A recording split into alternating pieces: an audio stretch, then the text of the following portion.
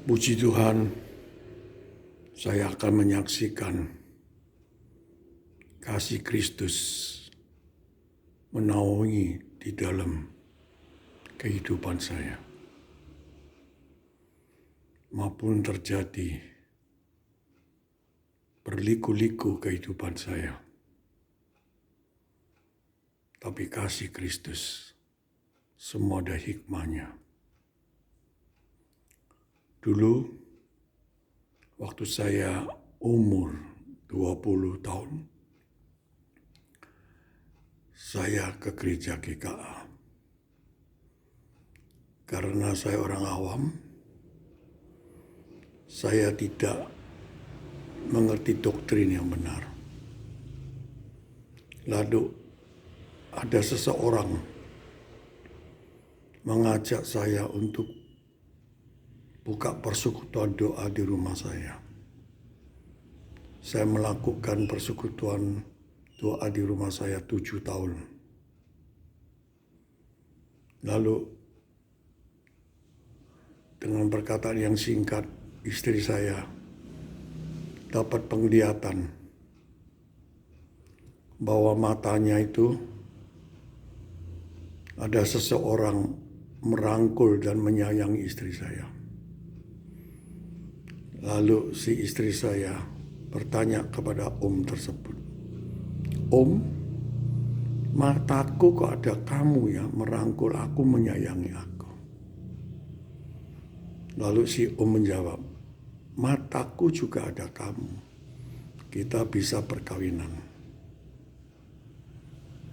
Dan juga penglihatan dari istri saya bahwa saya mati tabrakan penyet di Jakarta. Karena di waktu itu saya sering ke Jakarta. Kebetulan ayah ibu saya mempunyai perusahaan sepatu olahraga. Saya mencari order di Jakarta. Lalu penglihatan dari istri saya bahwa saya tabrakan penyet. Kebetulan juga istri saya bukakan toko di rumah, toko kelontong. Dia bilang sama pegawainya, "No, ini Tuan meninggal dunia tabrakan di Jakarta. Ini penglihatan dari Tuhan. Nanti kalau mayatnya Tuhan datang, taruh di garasi ya. Rumah ini saya mau bangun 4 tingkat. Dan juga anak saya 6 yang telah diberkati Tuhan, itu dibikinkan baju gabung, baju putih untuk persiapan semuanya." Lalu istri saya sudah tidak mau dengan saya. Saya periksa dengan buku penglihatannya. Saya lihat buku penglihatannya, saya hancur hati. Bahwa memang betul istri saya dengan penglihatan itu sudah jatuh cinta dengan seseorang tersebut. Lalu saya hancur hati melihatnya buku tersebut. Saya bertindak ke gereja Reform Injili Andika, Surabaya.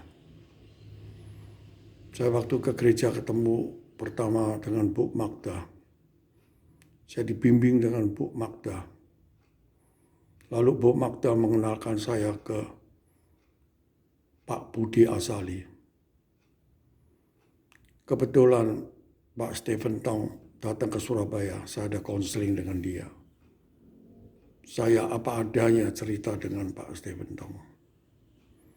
Lalu karena saya orang awam, saya masih emosi. Saya lapor ke polisi. Saya lapor ke Bimas Kristen Surabaya dan juga Jakarta. Waktu ketemu Bimas Kristen di Jakarta, saya dengan jujur apa adanya saya ceritakan.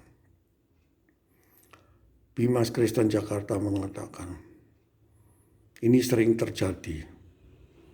Ada juga terjadi di Cirebon sampai hancur semuanya. Kamu hati-hati. Kamu satu saat bisa dibunuh dengan istri kamu. Lalu saya kaget perkataannya. Memang betul. Istri saya sering membawa pisau seperti ingin membunuh saya. Lalu Bimas Kristen mengatakan, kembalikan kepada orang tuanya daripada kamu mati satu saat. Lalu saya kembalikan ke orang tuanya waktu saya pulang ke Surabaya. Saya bilang, saya kembalikan kamu ke orang tua kamu dulu. Tunggu kamu sadar baru saya ambil kembali. Lalu saya telepon orang tuanya, saya kembalikan. Beberapa minggu saya dipanggil ke pengadilan. Lalu di pengadilan hakim mengatakan, istri kamu sudah tidak mau dengan kamu lagi. Saya bilang, Pak, saya masih cinta. Saya diberi karunia anak 6. Lalu istri saya waktu di pinggir saya di pengadilan, saya rangkul dia. Saya dikipatkan. Lalu saya tahan kira-kira ada 3 tahun. Baru pengadilan mengetok untuk cerai. Saya pikir sudah tidak jodoh, saya tidak mau kasasi. Lalu saya belajar firman terus dengan doktrin reform yang sungguh-sungguh. Saya sadar waktu saya olahraga dengan Pak Budi Asali di sesuatu tempat. Saya diinjili dengan Pak Budi Asali. Pak Budi Asali mengatakan, Keke, jangan menoleh ke belakang. Pandanglah Yesus. Dia mati di kayu salib demi dosa-dosa kamu. Pandanglah ke depan. Jangan menoleh ke belakang. Saya kaget di waktu itu. Saya waktu itu umur 38. Memang saya bisnis dengan jujur, tapi saya tetap manusia berdosa. Manusia brengsek yang berdosa. Baru saya sadar, dari itu saya dapat anugerah bahwa Yesus mati di kayu salib demi dosa-dosa saya. Jadi itu saya percaya Yesus sampai saat ini. Waktu itu terjadi umur 38, sampai saat ini saya umur 74. Saya terus belajar dengan doktrin reform.